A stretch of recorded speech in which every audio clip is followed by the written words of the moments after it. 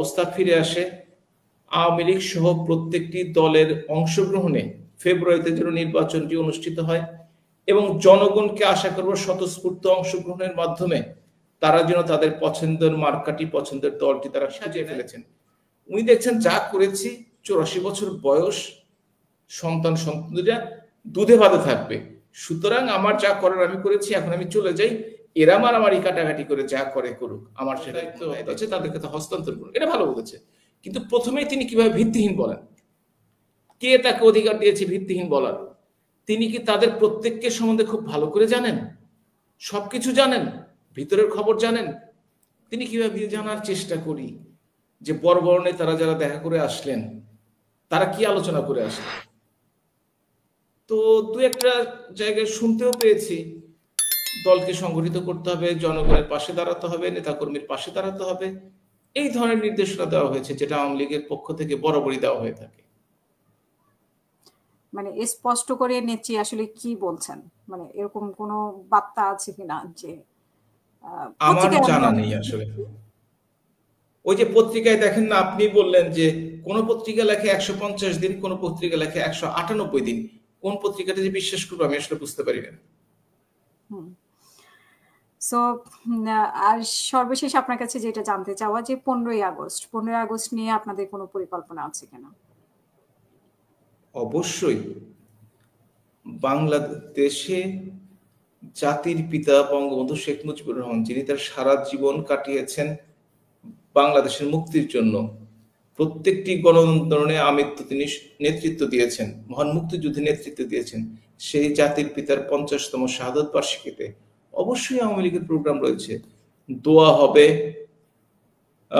শ্রদ্ধাঞ্জলি দেওয়া হবে এবং জনগণকে উদ্বুদ্ধ করা হচ্ছে স্বাধীনতা বিরোধী যে সরকারটি ক্ষমতায় রয়েছে তাদের হাতে বাংলাদেশের স্বাধীনতা এবং সার্বভৌমত্ব নিরাপদ নয়, সুতরাং তাদের থেকে আমাদের মুক্তি পেতেই হবে।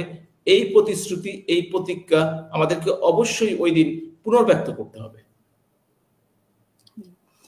আমরা শেষ করব, শেষ করার আগে আপনার আজকের অনুষ্ঠানে শেষ বক্তব্য প্লিজ। আপনাকে ধন্যবাদ জানাচ্ছি, দর্শকদেরও অসংখ্য ধন্যবাদ অনুষ্ঠানটি দেখার জন্য। আমি আশা করব আমাদের প্রিয় জন্মভূমি, প্রিয় স্বদেশভূমি, সেই স্বদেশে যেন গণতান্ত্রিক অবস্থা ফিরে আসে, আওয়ামী লীগ সহ প্রত্যেকটি দলের অংশগ্রহণে ফেব্রুয়ারিতে যেন নির্বাচনটি অনুষ্ঠিত হয় এবং জনগণকে আশা করব স্বতঃস্ফূর্ত অংশগ্রহণের মাধ্যমে তারা যেন তাদের পছন্দের মার্কাটি, পছন্দের দলটি তারা খুঁজে নেয় এবং নির্বাচিত করে এবং সেই জনপ্রতিনিধিদের জনগণের নির্বাচিত সরকার যেন বাংলাদেশের কল্যাণে নিয়োজিত হয়। আজকে আমার এটুকুই। নির্বাচনে কি আপনাদের কোনো সুযোগ আসবে কি বলে মনে করেন কিনা আপনি? আমি সরি, এই প্রশ্নটা আমি নির্বাচনের বিষয়ে করা ভুলে গেছিলাম। আপনি তবু ভুলে গেছেন প্রশ্ন করতে, আর অনেককে তো ভাবছে যে আওয়ামী লীগকে ভুলে যেতে পারলে ভালো হয়। একটা কথা মনে রাখবেন, বাংলাদেশে যদি আওয়ামী লীগ ইচ্ছাকৃতভাবে নির্বাচনে অংশগ্রহণ না করে তাহলে বড় দল দুটি বিএনপি এবং আওয়ামী লীগ অংশগ্রহণ ছাড়া কোনো নির্বাচনই গ্রহণযোগ্য হবে না গণতান্ত্রিক বিশ্বে। অনেকেই বলছেন তো উনি নির্বাচন দিবেন না, অনেক বিশ্লেষক বলছেন যে আসলে ডক্টর ইউনূসের নির্বাচন দেওয়া, সেরকম আপনার কাছে কিছু মনে হয় কিনা? আমি আসলে তো বুদ্ধিজীবীর কাতারে পড়ি না, সোজা সাপটা কথা বলি। আমার মনে হচ্ছে ওনার বিদায় নেওয়ার জন্য বয়স হয়েছে কিন্তু বুদ্ধি কমেনি ওনার নিরাপদে উনি সরে পড়তে পারলে এখন বাঁচেন, এই কারণে ওনার যেগুলো উদ্ধার করার দরকার ছিল, যেমন ধরুন 666 কোটি টাকা ট্যাক্স মওকুফ, যেমন ধরুন গ্রামীণ ব্যাংকের 25% থেকে 10% শেয়ার সরকারি শেয়ারে নামিয়ে আনা, অর্থাৎ 15% নিজের শেয়ারটি নিয়ে নেওয়া, যেমন ধরুন গ্রামীণ ব্যাংকের 5 বছরের জন্য করমুক্ত দেওয়া, যেমন ধরুন জনশক্তির লাইসেন্স নেওয়া, যেমন ইউনিভার্সিটি খোলা, যেমন ওই নগদ বিকাশের মতো ওয়ালেট নেওয়া, এই কাজগুলি উনি মোটামুটি গুছিয়ে ফেলেছেন এবং ওনার ব্যবসা প্রতিষ্ঠানকে মোটামুটি সাজিয়ে ফেলেছেন। উনি দেখছেন যা করেছি, 84 বছর বয়স, সন্তান সন্ততিরা দুধে ভাতে থাকবে, সুতরাং আমার যা করার আমি করেছি, এখন আমি চলে যাই, এরা মারামারি কাটাকাটি করে যা করে করুক, আমার সেটা তো কোনো দায় দায়িত্ব নেই। একজন দেশপ্রেমিক মানুষ হলে এই কাজটি তিনি কখনোই করতে পারতেন না। আপনার কি মনে হয় যে শেষ প্রশ্ন, যদিও শেষ মানে অনেক আগে শেষ হওয়ার কথা, শেষ প্রশ্ন যে আপনাদের সময় যে এরকম আইন শৃঙ্খলা ছিল, এখন আইন শৃঙ্খলা আরো বেশি খারাপ হয়েছে বা ভালো হয়েছে, দুর্নীতির বিষয়ে অনেক কথাবার্তা, আপনাদের সময় তো একজন পিয়নেরও 3,000 কোটি টাকা, 4,000 কোটি টাকা এরকম, আমরা আসলে আমরা পিয়নের 400 কোটি টাকা ভুল বললেন।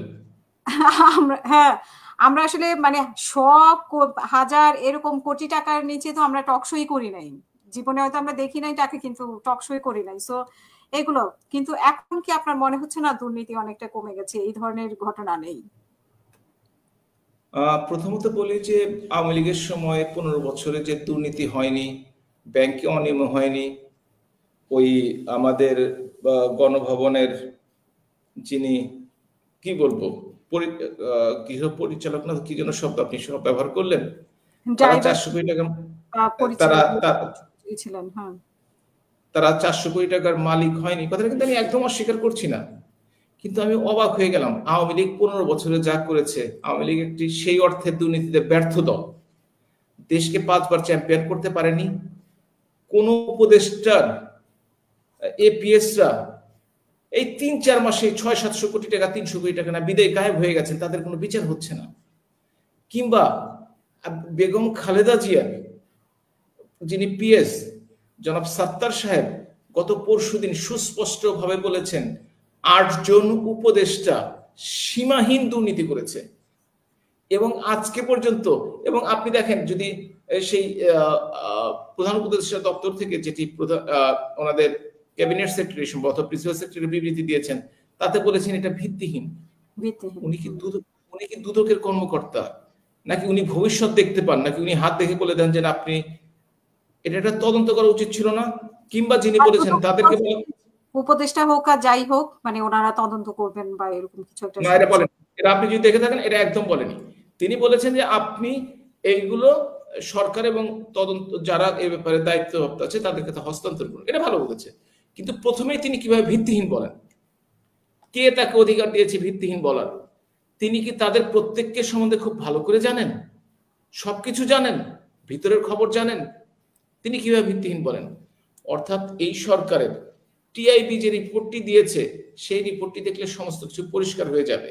আর যদি আপনি যে বলছিলেন যে বিভিন্ন সময় আওয়ামী লীগের সময় হয়েছে, আমি তো প্রথম থেকে অস্বীকার করিনি, কিন্তু এই সময়টিতে যা হয়েছে তা আপনি যদি টিআইবি রিপোর্ট পড়েন, কিংবা আপনি যদি সিপিডি রিপোর্টটি পড়েন, কিংবা আপনি যদি হিউম্যান রাইট ওয়াচের কথাগুলো পড়েন, তাহলে আপনি নিজেও লজ্জা পেতে পারেন যে আওয়ামী লীগ আসলে এত দুর্বল এবং এমন একটা দল ছিল যে এই কাজগুলো ভালোভাবে করতে পারেনি।